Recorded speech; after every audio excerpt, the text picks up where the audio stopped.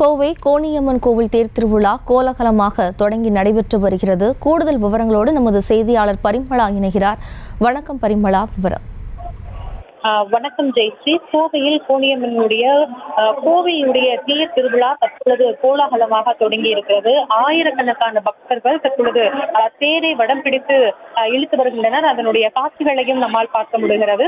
கோவையின் காவல் தெய்வமாக விளங்கும் கோணியம்மன் கோவில் திருவிழாவில் பல்வேறு பகுதிகளைச் சேர்ந்த 1000க்கும் மேற்பட்ட மக்கள் பங்கேற்றுள்ளனர்.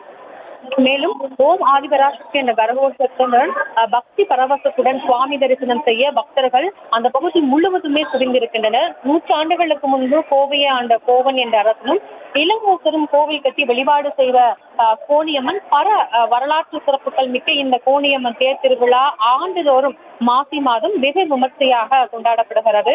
தேர்முத்தி வீதி என்று கூறப்படக்கூடிய தேர்நிலை திடலில் தொடங்கிய இந்த தேரோட்டமானது ராஜவீதி, ஒப்பனக்கார வீதி, வைசியா வீதி வழியாக மீண்டும் தேரானது திடலை அடைய இருக்கிறது. மேலும் கோவையில் இன்று நடைபெற்று வரும் தேரோட்டத்தை ஒட்டி பலத்த போலீஸ் பாதுகாப்பானது போடப்பட்டிருக்கிறது. மாநகர போலீஸ் கமிஷனர் பாலகிருஷ்ணன் உத்தரவின் பேரில் போலீசார் தொடர்ந்து தீவிர பாதுகாப்பு பணியிலும் ஈடுபட்டிருக்கின்றனர். தொடர்ந்து ஒலிபெருக்கி வாயிலாக பாதுகாப்பு பற்றிய அறிவுரைகளையும் வழங்கி வருகின்றனர். மேலும் தேர் செல்லக்கூடிய வழியெங்கும் போலீசார் பாதுகாப்புக்காக நிறுத்தப்பட்டிருக்கின்றனர்.